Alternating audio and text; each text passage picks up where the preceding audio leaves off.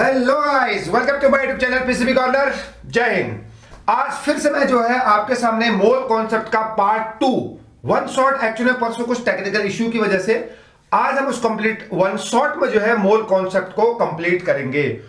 तो हमारी 20 अप्रैल तक जो है डेडलाइन है। इसमें जो है हम सारे के सारे जो चैप्टर हैं फिजिक्स और केमिस्ट्री के वो हम कंप्लीट करेंगे एज अ क्रैश कोर्स के तौर पे। ठीक है, तो हम कॉन्सेंट्रेशन टर्म से स्टार्ट करते हैं सीधे मोल कॉन्सेप्ट से। यहां से क्वेश्चन पक्का आने वाला है, या तो ऐसा आएगा which of the following has maximum number of molecule, maximum number of atom, या लिमिटिंग रिएजेंट से। तो क्वेश्चन आएगा ही आएगा अगर कहीं से नहीं आया तो। अगर हम उससे पहले अगर हम बात करें कॉन्सेंट्रेशन टर्म्स की, तो सबसे पहले हम पढ़ेंगे मोलैरिटी के बारे में। अगर मैं आपसे पूछूं मोलैरिटी, अगर अपन लोग आपसे पूछें मोलैरिटी क्या होता है, it means capital M. Molarity मतलब होता है मोल पर litre, means number of mole of solute present in 1 litre of a solution. आपके पास कोई 1 लीटर एक सॉल्यूशन है और उसमें ऊपर से आपने सॉल्यूट मिला दिया। सॉल्यूट वो होता है जिसको हम घोलते हैं। तो कितने मोल सॉल्यूट के हम 1 लीटर सॉल्यूशन में हम प्रेजेंट कर रहे हैं, तो इसको हम बोलते हैं मोलैरिटी। तो हम इसको जनरली लिख सकते हैं मोल पर लीटर। क्या लिख सकता हूं? मोल पर लीटर। ठीक है, litre means volume of solution, mole mole of solute. ठीक है, अगर हम इस फॉर्मूले को अगर खोलें, अगर आपको गिवन मास दिया हो क्या दिया हो? Given mass. और अगर वॉल्यूम जो है ml में दिया है, तो कैपिटल M इक्वल टू जो है यहां पर इंटरेस्टिंग सा फॉर्मूला बन जाएगा x into 1000 into molecular mass into volume. तो वॉल्यूम किस में लेना है आपको? ml में लेना है, क्योंकि लीटर में चेंज कर दिया है 1000 से डिवाइड करके। तो ये आपका मोलैरिटी का फॉर्मूला बन गया। और हम एक चीज बता दें, मोलैरिटी जो है वॉल्यूम आ रहा है क्योंकि इसमें, इसलिए ये जो मोलैरिटी है वो टेम्परेचर डिपेंडेंट है from PV equals to NRT से। ठीक, लेकिन यहां पर वॉल्यूम सॉल्यूशन का है। कभी कभी क्वेश्चन में ये मेंशन होता है वॉल्यूम की जगह वो डेंसिटी देता है, डेंसिटी ऑफ सॉल्यूशन है नहीं। तो डेंसिटी इक्वल्स टू होता है mass of solution into volume of solution. तो यहां से वॉल्यूम ऑफ सॉल्यूशन आप निकाल सकते हैं mass upon density of solution से। अगर आपका वॉल्यूम आ गया, डेंसिटी आपको ग्राम पर ml में लेनी है क्योंकि यहां पर 1000 से इंटू किया है। ठीक है, तो डेंसिटी ग्राम पर ml में, तो यहां से वॉल्यूम आ जाएगा मास पर डेंसिटी। इस वॉल्यूम को आप यहां पर रख दीजिए, you will get your answer. तो मोलैरिटी का फॉर्मूला ये रहा। और डेंसिटी है तो डेंसिटी से रिलेटेड क्वेश्चन आएंगे या तो डायरेक्ट आएगा। दूसरा जो है वो कहलाएगा आपका मोलैलिटी। क्या कहलाएगा? Molality, it means small m। अच्छा, हम जनरली आपको बताएं मोलैलिटी होता है मोल पर केजी। मोल किसके लेने हैं आपको? सॉल्यूट के। किसके लेने हैं? मोल जो है आपको सॉल्यूट के लेने हैं। अगर हम बात करें KG, KG mass of solvent आपको कंसिडर करना है। तो what is KG? This is mass of solvent in kilogram. तो अगर हम इसको फॉर्मूले को अच्छी तरीके से लिखे हैं, x माफी चाहते हैं, x into 1000 divided bye molecular mass into mass of solvent. Mass of solvent वो भी किस में लेंगे? ग्राम में लेंगे। तो ये आपका जो है मोलैलिटी का फॉर्मूला आ गया है।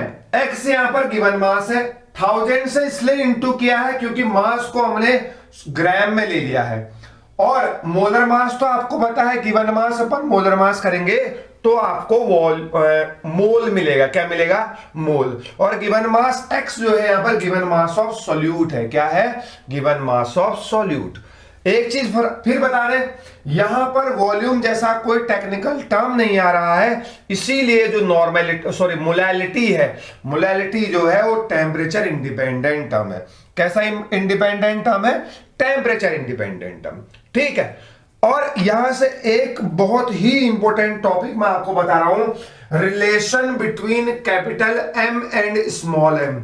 अगर हम लोग capital M and small M के रिलेशन की बात करें, जो कि बहुत इंपॉर्टेंट है, कभी कभी क्वेश्चन में मोलैरिटी का डेटा दिया होता है और आपको मोलैलिटी पूछता है, मोलैलिटी का डेटा दिया है तो मोलैरिटी पूछेगा। तो इस समय जो है मैं आपको बता रहा हूं, small m represents molality, small m equals to 1000 into density, और डेंसिटी आपको हमेशा ग्राम पर ml में लेनी है, और 1000 into capital M means molarity, 1000 into density minus molarity into molecular mass of solute. बहुत ही इंपॉर्टेंट फॉर्मूला है, ये पेपर में आ सकता है। ठीक, तो ये है relation between molality and molarity, small m और कैपिटल M में relation. Small m equals to 1000 into capital M divided by 1000 into D, D यहां पर जो है डेंसिटी है और इसको अपन लोगों ने लेना है ग्राम पर ml में, minus molarity into molecular mass of solute. ये रिलेशन है मोलैरिटी और मोलैलिटी में, जो कि बहुत बहुत इंपॉर्टेंट है। ठीक है, तो ये आपका मोलैरिटी है और ये मोलैलिटी है। याद रहे ये है मास ऑफ सॉल्वेंट, यहां पर आपको मास ऑफ सॉल्वेंट लेना है, कोई दिक्कत नहीं होनी चाहिए। ठीक है, अगला पढ़ते हैं मोल फ्रैक्शन। मोल फ्रैक्शन, इसको एक बार पॉज कर लीजिए, नोट कर सकते हैं। अगला है मोल फ्रैक्शन। आपको लग रहा है व्हाट इज मोल फ्रैक्शन? अगर हम लोग बात करें मोल फ्रैक्शन के बारे में, mole fraction fraction of a mole. अगर हम मोल फ्रैक्शन की बात करें, this is a fraction of a mole.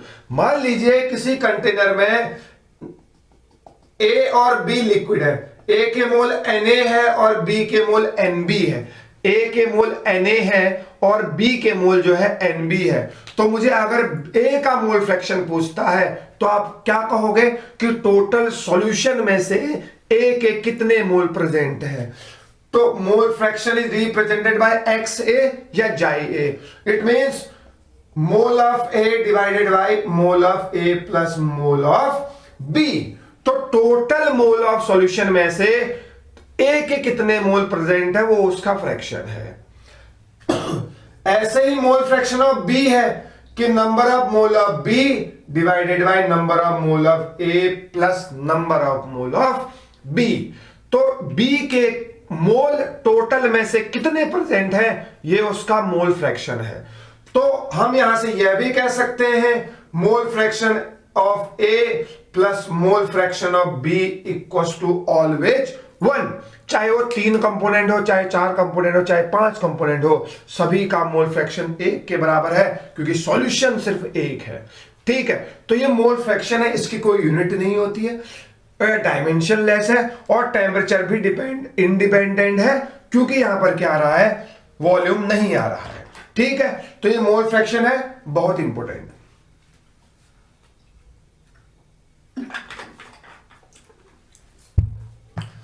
अगर हम रिलेशन देखें मोल फ्रैक्शन और मोलैलिटी में, एक रिलेशन मैं और दे रहा हूं आपको, मोल फ्रैक्शन और मोलैलिटी में एक रिलेशन और दे रहा हूं।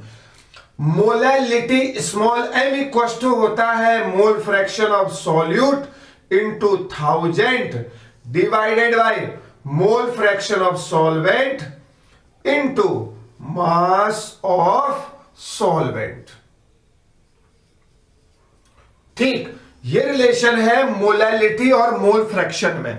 मोलैलिटी और मोल फ्रैक्शन में जो है, अगर हम बात करें मोलैलिटी की, तो मोलैलिटी बराबर होता है mole fraction of solute into 1000 divided by mole fraction of solvent into molecular mass of solvent. बहुत ही इंपॉर्टेंट, मैं अभी करा रहा हूं क्रैश कोर्स, बहुत तेजी से मैं आपको रिवीजन करा रहा हूं, ताकि ये पॉइंट आपको बहुत ही शॉर्ट ट्रिक्स में आपको बता रहा हूं, ताकि जो कि पेपर में जाते टाइम आपको हर चीज याद हो। ठीक है, तो ये है मोल फ्रैक्शन और मोलैलिटी में रिलेशन। अगला बता रहा हूं मैं आपको नॉर्मेलिटी। क्या बता रहा हूं? नॉर्मेलिटी। चलिए देखिए, आपको देखो सबसे इंपॉर्टेंट एंड सबसे मेन इंपॉर्टेंट जो टॉपिक है वो कॉन्सेंट्रेशन टर्म जो है वो नॉर्मेलिटी है। अगर हम बात करें नॉर्मेलिटी की, अगर हम बात करें नॉर्मेलिटी n की, ये क्या होता है? Number of gram equivalent present in a solution. तो हम क्या कह सकते हैं, ये नॉर्मेलिटी बराबर number of gram equivalent of solute, number of gram equivalent of solute present in volume of solution volume of solution वो भी किस में लेना है, लीटर में लेना है। Number of gram equivalent of solute present in 1 litre of solution जो है ये आपका कहलाएगा नॉर्मेलिटी। क्या कहलाएगा, नॉर्मेलिटी। अच्छा ठीक है, वॉल्यूम तो ठीक है ना, how you will find the value of gram equivalent हम आपको बता रहे हैं। ग्राम इक्विवेलेंट बराबर होता है mole of solute into N factor. ऐसे निकालते हैं gram equivalent. Mole of solute तो आपको गिवन होगा, है नहीं, अगर आपको गिवन मास के टर्म में है तो तब भी आप वैल्यू निकाल सकते हैं सॉल्यूट के मोल। ठीक है, तो mole of solute into N factor. N factor acidity हो सकती है, एन फैक्टर बेसिसिटी हो सकता है, N factor change in oxidation number हो सकता है। ठीक है, तो मान लीजिए एन फैक्टर जो है वो चेंज इन ऑक्सीडेशन नंबर भी हो सकता है, चेंज इन ऑक्सीडेशन नंबर। ये एसिडिटी भी हो सकती है, बेसिसिटी भी हो सकता है। ठीक है, जनरली कोई एसिड है वो कितने H+ डोनेट कर रहा है, वो उसकी क्या है, एन फैक्टर है। बेस आपके पास बेस कितने OH- आयन रिलीज कर रहा है, वो उसका एन फैक्टर है। ठीक, जैसे KMnO4 है, एसिडिक मीडियम में, एल्कलाइन मीडियम में, न्यूट्रल मीडियम में, अलग अलग पार्ट में टूटते हैं तो ऑक्सीडेशन नंबर में चेंज होता है। किसी में +5 का चेंज होता है, किसी में +3 का चेंज होता है, किसी में +1 का चेंज होता है। जो ये चेंज इन ऑक्सीडेशन नंबर है यही आपका एन फैक्टर कहलाता है। लेकिन मैं आपको 3 चीजें बता रहा हूं, एक है H3PO4, एक है H3PO4, एक है H3PO2, एक है H3PO2, सॉरी ये H3PO3 है, H3PO3, एक है H3PO4, एक कहलाएगा H3PO2, H3PO2, ये है आपका H3PO2। एक है H3PO4, एक है आपका H3PO3 और एक है आपका H3PO2। सबका एन फैक्टर अलग अलग। H3PO4 का एन फैक्टर होता है 3, H3PO2 का एन फैक्टर होता है 2, H3PO2 का एन फैक्टर होता है 1। ऐसा इसलिए मैं आपको बता रहा हूं, देखो हाइड्रोजन मोस्ट इलेक्ट्रोनेगेटिव एटम से जहां जहां जुड़ा है वो वाला हाइड्रोजन एक्टिव हाइड्रोजन कहलाता है और आसानी से बाहर चले जाएगा। एक ये वाला एक्टिव हाइड्रोजन है, एक ये वाला एक्टिव हाइड्रोजन है, एक ये वाला एक्टिव हाइड्रोजन है। आसानी से एक्टिव हाइड्रोजन है ना, आसानी से बाहर चले जाएगा H+ के फॉर्म में, इसलिए इसका एन फैक्टर हो गया 3, क्योंकि 3 एक्टिव हाइड्रोजन है। अगर हम H3PO3 में बात करें, एक ये वाला एक्टिव हाइड्रोजन है, एक ये वाला एक्टिव हाइड्रोजन है, क्योंकि ये ऑक्सीजन से डायरेक्टली अटैच है। तो ये 2 हाइड्रोजन है, ये वाला नहीं है क्योंकि ये तो फॉस्फोरस से अटैच है।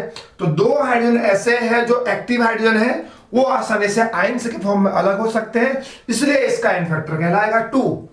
और अगर हम बात करेंगे H3PO2 में, सिर्फ एक ऐसा हाइड्रोजन है जो इलेक्ट्रोनेगेटिव से अटैच है, इसीलिए हम बोल सकते हैं इसका एन फैक्टर केवल 1 है और केवल यही वाला H जो है ना बाहर निकल सकता है, क्योंकि ये मोस्ट इलेक्ट्रोनेगेटिव एटम से अटैच है। इसलिए इसका N factor 1, N factor 2, N factor 3। कभी कभी नीट में डायरेक्ट क्वेश्चन आता है what is N factor of H3PO4 और what is N factor of H3PO3 और H3PO2। याद रखिए, बहुत इंपॉर्टेंट क्वेश्चन है।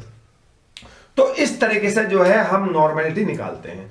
और एक रिलेशन और बता दूं आपको, नॉर्मेलिटी इक्वल टू होता है molarity capital M into N factor.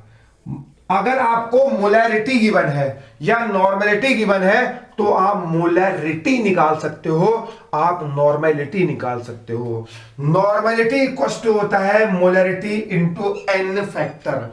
हो सकता है 1 नॉर्मल H3PO4 की मोलैरिटी निकालने के लिए बोले, 1 नॉर्मेलिटी की वैल्यू 1 दी है, एन फैक्टर H3PO4 का होता है 3, तो आप यहां से मोलैरिटी निकाल सकते हैं। बहुत ही इंपॉर्टेंट। ठीक, तो ये था आपका क्या, normality, number of gram equivalent of solute present in 1 litre of a solution. और एन फैक्टर का रोल बहुत ज्यादा है। और ग्राम इक्विवेलेंट कैसे निकालते हैं, number of mole of solute into N factor. ठीक है, अब हम पढ़ते हैं W/W, V/V और W/V%, जो कि बहुत ज्यादा इंपॉर्टेंट है। चलिए, अगर हम बात करें W/W% की, अगर हम बात करें W/W% की, W/W%, अच्छा परसेंट है ना, परसेंट, परसेंट का मतलब 100 होता है, W/W% मतलब 100, ठीक है। तो इसका मतलब क्या हुआ, W/W% का मतलब क्या हुआ, W/W% का मतलब wait of solute present in 100 gram of solution, percent का मतलब 100, तो हम बोल सकते हैं wait of solute, weight of solute वो भी ग्राम में, divided by weight of solution वो किस में, ग्राम में, इनटू क्या लगा दो आगे से 100, तो weight of solute divided by weight of solution into 100, ठीक। तो हम यहां से जो है W/W हम इसको ऐसा लिख सकते हैं। सपोज एक क्वेश्चन सिंपल सा आ गया, 49% weight by weight H2SO4 present in aqueous solution, इसका मतलब क्या है, 49 ग्राम 100 ग्राम सॉल्यूशन में से प्रेजेंट है, ठीक। तो हम इस तरीके से इसको कर सकते हैं।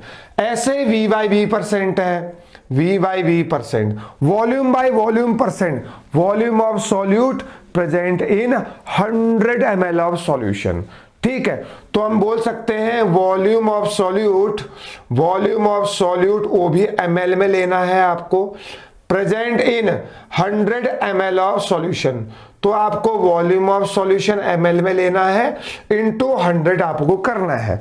तो volume of solute present in 100 ml of solution, तो ये कहलाएगा आपका V/V%, ठीक है। अगर हम बात करें W/V%, weight by weight, weight by volume, W का मतलब क्या है, वेट ऑफ सॉल्यूट, वॉल्यूम का मतलब, V का मतलब वॉल्यूम, तो weight of solute in gram present in 100 ml of solution, तो weight of solute, weight of solute किस में आएगा, ग्राम में आएगा, वॉल्यूम ऑफ सॉल्यूशन किस में आएगा, वॉल्यूम ऑफ सॉल्यूशन किस में आएगा, ml में आएगा, इनटू 100 कर देंगे तो ये हो जाएगा वेट बाय वॉल्यूम परसेंट, ठीक है, जो कि बहुत इंपॉर्टेंट है। तो वेट बाय वॉल्यूम को हम इस तरीके से लिख सकते हैं, वेट बाय वेट को हम इस तरीके से लिख सकते हैं, V/V को हम इस तरीके से लिख सकते हैं। इसका मतलब मैंने आपको बता दिया, 49% W/W H2SO4 present in aqueous solution, इसका मतलब 49 ग्राम H2SO4 present in aqueous solution, मतलब 100 ग्राम ऑफ सॉल्यूशन। अगर 49 ग्राम H2SO4 है तो 51 ग्राम क्या होगा, वाटर होगा, क्या होगा, वाटर, ठीक। तो ये W/W%, V/V% और W/V%, जो कि यहां से क्वेश्चन आते हैं बहुत सारे इंपॉर्टेंट है, ठीक है। आगे चलते हैं। एक टर्म आता है PPM एंड PPB, क्या आता है, PPM एंड PPB, पार्ट्स पर मिलियन। PPM का मतलब होता है पार्ट्स पर मिलियन। अगर हम PPM वेट बाय वेट में देखें, weight of solute in gram divided by weight of solution in gram, क्योंकि 100 नहीं है, 10⁶ है, पार्ट्स पर मिलियन, मिलियन पार्ट में से सॉल्यूट का कितना ग्राम है नहीं। ये जब सॉल्यूशन बहुत डाइल्यूट होगा ना, सॉल्यूट बहुत कम होगा, सॉल्वेंट बहुत ज्यादा होगा, जैसे 10 gram solute present in 1000 gram of solvent, ऐसा अगर पूछे तो PPM का यूज करेंगे। ये इसको हम W/W भी पढ़ सकते हैं, V/V में भी पढ़ सकते हैं। ऐसे ही PPB है, तो वेट ऑफ सॉल्यूट, अगर हम इसको W/W में देखें, weight of solute in gram divided by weight of solution in gram into 10⁹ 10⁹ में 10⁹ पार्ट सॉल्वेंट का है, उसमें से कुछ ही पार्ट क्या है, सॉल्यूट का है। तो इसको भी जो है ना हम बहुत ही डाइल्यूट सॉल्यूशन के लिए पढ़ते हैं, ठीक है। तो ये आपके कॉन्सेंट्रेशन टर्म्स हैं, इन्हीं से आपके क्वेश्चन आने हैं, ठीक है ना। अब हम पढ़ते हैं स्टोइकियोमेट्रिक कोएफिशिएंट 1 मिनट के बाद, तब तक आप इसको नोट कर लीजिए।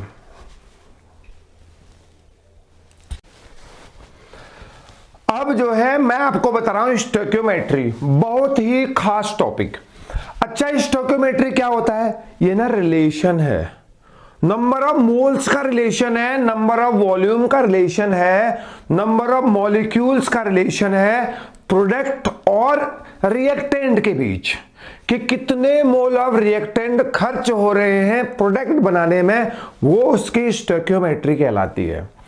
अब मैं आपको एक चीज बता रहा हूं, N2 plus 3H2 gives out 2NH3। ये हैबर प्रोसेस से अमोनिया बनता है। इससे स्टोइकियोमेट्री समझने के लिए रिएक्शन को जो है ना कंप्लीट, मतलब बोले तो बैलेंस होना बहुत जरूरी है। तो सबसे पहले तो आप इसको बैलेंस कर लो, ठीक है। अब देखो, जो इसके कोफिशिएंट है, इसके आगे 1 है तो आप इसको 1 लिख दो, इसके आगे 3 है तो इसको आप 3 लिख दीजिए, इसके आगे 2 है तो इसको आप क्या लिख दो? 2 लिख दो। लेकिन मैं आपको बता रहा हूं भाई, हमेशा याद रखना, जब 1 मोल नाइट्रोजन 3 मोल हाइड्रोजन के साथ रिएक्ट करे हैं तो 2 मोल अमोनिया का फॉर्मेशन हुआ है, ये इसका मतलब है।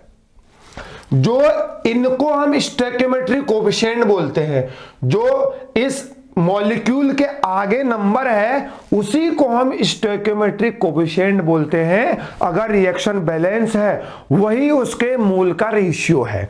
तो हम क्या बोल सकते हैं, इसके मोल 1 है, इसके मोल 3 है, इसके मोल 2 है, हम क्या कहेंगे? When 1 mole of nitrogen react with 3 mole of hydrogen then 2 mole ammonia forms. आपको इस तरीके से समझना है। तो बता, पेपर में क्या पूछेगा? बताओ 10 मोल हाइड्रोजन से कितने मोल अमोनिया का फॉर्मेशन हुआ है। तो आप क्या करोगे? आप इन दोनों को कंपेयर करो, सिर्फ इन दोनों को। सर 3 मोल से अगर 2 मोल बन रहे हैं, अगर 3 मोल हाइड्रोजन से 2 मोल अमोनिया बन रहे हैं, यूनिटरी मेथड लगाओ तो 1 मोल से कितना बनेगा? 2/3। तो 10 मोल से कितने मोल अमोनिया बनेंगे? 2/3 इंटू 10, मतलब 20/3 मोल जो है ना अमोनिया के फॉर्म हो जाएंगे। हम इस स्टोइकियोमेट्री को ऐसे समझते हैं। हो सकता है 20 मोल नाइट्रोजन से कितने मोल अमोनिया बनते हैं पूछेगा, तो आपको पता है 1 मोल से 2 मोल अमोनिया बनने हैं नाइट्रोजन के, तो 20 मोल से कितने बनेंगे? 40 मोल बनेंगे। सिंपल, स्टोइकियोमेट्री बिल्कुल सिंपल है, रिलेशन है, बस आपको रिएक्शन को बैलेंस करना है।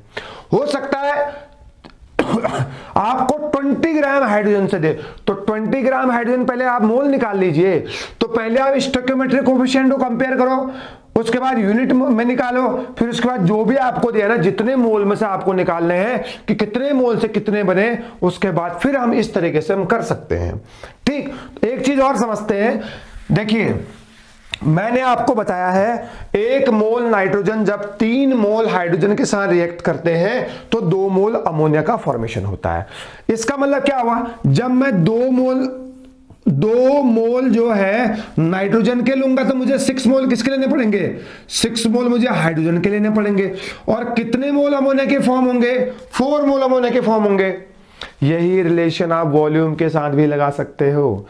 1 मोल इक्वल टू होता है 22.4 लीटर। जब 1 मोल रिएक्ट कर, तो इसके कितने मोल रिएक्ट कर रहे हैं? 3 मोल रिएक्ट कर रहे हैं। इसका मतलब 3 इंटू 22.4 लीटर हम इसको लिख सकते हैं। अगर इसके 3 इंटू 22.4 लीटर रिएक्ट कर रहे हैं, इसके कितने बन रहे हैं? 2 मोल बन रहे हैं ना, तो 2 इंटू 22.4 लीटर हम लिख सकते हैं, because 1 mole equal to 22.4 litre volume at standard temperature and pressure. Simple. तो आपका मतलब है, अब आप देखो, अगर नाइट्रोजन के आधे मोल होते हैं ना, आधे मोल, अगर नाइट्रोजन के मैं आधे मोल लेता हूं तो मुझे हाइड्रोजन के कितने मोल लेने पड़ेंगे? 1.5। इसको तो आधे लूंगा, और यहां इसके कितने मोल बनेंगे? 1 मोल अमोनिया का फॉर्मेशन होता है। यही स्टोइकियोमेट्री है, वेरी शॉर्ट ट्रिक में। ठीक है, मैंने आपको बता दिया। क्वेश्चन कैसे पूछेगा? आपको एक ही का एक का अमाउंट दे रखा होगा, ठीक। अमोनिया रिएक्शन दे रखी होगी, सबसे पहले आपको उसका बैलेंस करना है। जो इसके आगे जो डिजिट है, कोफिशिएंट है, ये इसका स्टोइकियोमेट्रिक कोफिशिएंट है और यही रेशियो है मोल्स का। पहले आप उनका कंपेयर करो। 1 मोल 3 मोल हाइड्रोजन के साथ रिएक्शन कर रहे हैं, then there is a formation of 2 mole of ammonia. तो हम आपको कुछ भी दे सकता है। आपको 50 मोल ऑफ हाइड्रोजन से कितने मोल अमोनिया बन गए? तो 3 मोल से 2 मोल बन गए, 1 मोल से 2/3, तो 50 मोल से कितने बन गए? 2/3 × 50। इस तरीके से स्टोइकियोमेट्री समझेंगे तो कभी नहीं भूलेंगे, ठीक है। तो एनसीईआरटी की रिएक्शन है बहुत सारी, ये पेपर में आने वाला है। अगला हम पढ़ते हैं लिमिटिंग रिएजेंट, सबसे लास्ट टॉपिक, सबसे इंपॉर्टेंट टॉपिक, ठीक है। बात करते हैं लिमिटिंग रिएजेंट पे। चलिए देखिए, अगर हम बात करें लिमिटिंग रिएजेंट की, किसकी बात करते हैं? Limiting reagent. हम बात करेंगे लिमिटिंग रिएजेंट। अच्छा, जिसको स्टोइकियोमेट्री आ गई उसको लिमिटिंग रिएजेंट अपने आप आ गया। अच्छा, आपको सिंपल रिएक्शन दे रखी है, N2 + 3H2 gives out 2NH3। 2 mole ammonia के बन रहे हैं। आपको सबसे पहले रिएक्शन को बैलेंस करना है। क्या करना है? सबसे पहले रिएक्शन को बैलेंस करना बहुत जरूरी है। जैसे ही आपने रिएक्शन को बैलेंस किया, फिर आपको देता है 2 मोल नाइट्रोजन एंड 6 मोल जो है वो हाइड्रोजन के साथ रिएक्ट करता है। क्वेश्चन आपको देगा when 2 mole of nitrogen react with 6 mole of hydrogen then how many moles of ammonia will form. आपको इसको देखना है, जो कि बहुत ही इंपॉर्टेंट है। देखो, लिमिटिंग रिएजेंट वो होता है जो रिएक्शन में टोटल कंज्यूम हो जाएगा। जो रिएक्शन में टोटल खत्म हो रहा है वही रिएक्शन के रेट को बढ़ाएगा, वही रिएक्शन डिसाइड करेगा कितना प्रोडक्ट बनना है, ठीक है। अब जो बचा रहेगा उसके साथ कोई रिएक्ट करने वाला होगा ही नहीं, तो प्रोडक्ट का फॉर्मेशन कैसे होगा? ठीक, मैं आपको लिमिटिंग रिएजेंट निकालने का तरीका बता रहा हूं, ठीक है। अब आप देखिए, जो भी आपको मोल दे रखे हैं, जो भी आपको मोल गिवन है, चाहे आपको मास अगर गिवन है तो आप मोल निकाल दीजिए। जो भी आपको मोल गिवन है 2, इसके आगे 1 है ना, 1 से इसको डिवाइड कर लीजिए, ये इसकी वैल्यू आ गई 2। कितना आ गया? 2। समझ में आ गया? चलो इसके 8 ले लेते हैं। इसको कितना लेते हैं? 8 लेते हैं, क्योंकि दोनों की वैल्यू बराबर आ रही है ना। इसके 8 मोल है तो 8 डिवाइडेड बाई 3 तो कितना आ रहा है? समथिंग 2 पॉइंट समथिंग, 2 से ज्यादा आ रहा है, ठीक है। 2.6 कितना आ रहा है? 2.6। देखो, ये जो हमने डिवाइड किया ना मोल बाय स्टोइकियोमेट्रिक कोफिशिएंट, यहां पर 8 मोल लिए थे मोल बाय स्टोइकियोमेट्रिक कोफिशिएंट, ये सिर्फ और सिर्फ जो हमने लिमिटिंग रिएजेंट निकालने के लिए किया है। एक चीज और, जो सबसे कम आएगा ना, जो सबसे वैल्यू कम आएगी वही लिमिटिंग रिएजेंट होगी, वही रिएक्शन को आगे बढ़ाएगा। बताओ, इन दोनों में से कौन कम आया ना? इसकी वैल्यू कम आई ना। मोल डिवाइडेड बाय स्टोइकियोमेट्रिक कोफिशिएंट में जब हम कैलकुलेट करेंगे, जो वैल्यू कम आएगा वही लिमिटिंग रिएजेंट होगा, वही रिएक्शन को आगे बढ़ाएगा। इसको आपने यहीं पर खत्म कर देना है। चलिए, इसका मतलब लिमिटिंग रिएजेंट कौन है? नाइट्रोजन है। क्या है? N2 is a limiting reagent, ठीक। इसका मतलब है इसके टोटल मोल कंप्लीट हो गए होंगे और हाइड्रोजन के रिएक्शन में बचे होंगे। आपको क्या करना है? फिर वही स्टोइकियोमेट्री वाला, जब 1 मोल नाइट्रोजन कितने मोल अमोनिया बना रहा है? 2 मोल बना रहा है। कितने मोल बना रहा है? 2 मोल ऑफ अमोनिया बना रहा है। तो मुझे बताओ, मुझे कितने मोल से निकालने हैं? मुझे इससे निकालने हैं ना, 2 मोल से। तो 2 मोल कितने में बनाएगा? मुझे 4 मोल ऑफ अमोनिया का फॉर्मेशन कर रहा होगा, ठीक है। तो आप मुझे बताओ, जब 2 मोल 8 मोल के साथ रिएक्ट करेंगे हाइड्रोजन के, तो अमोनिया के कितने मोल बन रहे हैं? कितने मोल बन रहे हैं? 4 मोल बन रहे हैं। कितने मोल बन रहे हैं? 4 मोल अमोनिया का फॉर्मेशन हो रहा है। तो इसको आपको बहुत ही इंपॉर्टेंट याद रखना है। मैंने क्या बोला? 1 मोल 2 मोल बना रहे हैं, तो 2 मोल कितना बनाएगा? 4 मोल बनाएगा। सिंपल सा ट्रिक है। ये रिएक्शन इसलिए पार्टिसिपेट किया है, नाइट्रोजन के मोल इसलिए पार्टिसिपेट किए हैं सबके सब, क्योंकि नाइट्रोजन लिमिटिंग रिएजेंट है। ये रिएक्शन को आगे बढ़ाएगा, ठीक है। अगर मान लो यहां 4 होता, 10 होता, 20 होता। अगर मान लीजिए ये लिमिटिंग रिएजेंट होगा, अगर यहां की वैल्यू कम आ रही है इन दोनों में से इसकी वैल्यू, तो हाइड्रोजन रिएक्शन को आगे बढ़ाएगा। सेम पहले 3 मोल 2 मोल से रिएक्ट करते हैं, तो इतने मोल कितने से रिएक्ट करेंगे, वो उसका आंसर हो जाएगा। ठीक है, तो ये जो वैल्यू निकाले हमने मोल बाय स्टोइकियोमेट्रिक कोएफिशिएंट, ये सिर्फ और सिर्फ जो है किसके लिए है, लिमिटिंग रिएजेंट निकालने का तरीका।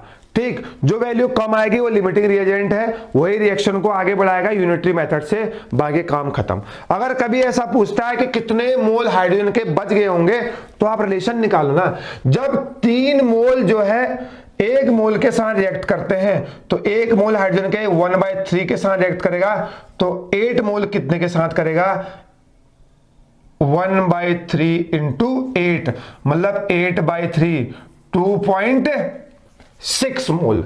ठीक है, इसका मतलब जब इसके 2 मोल खत्म हुए, इसके कितने मोल खत्म हुए, 2.6 मोल। कितने मोल खत्म हो गए, 2.6 मोल जो है किसके खत्म हुए, हाइड्रोजन के खत्म हुए। समझ में आया? चलिए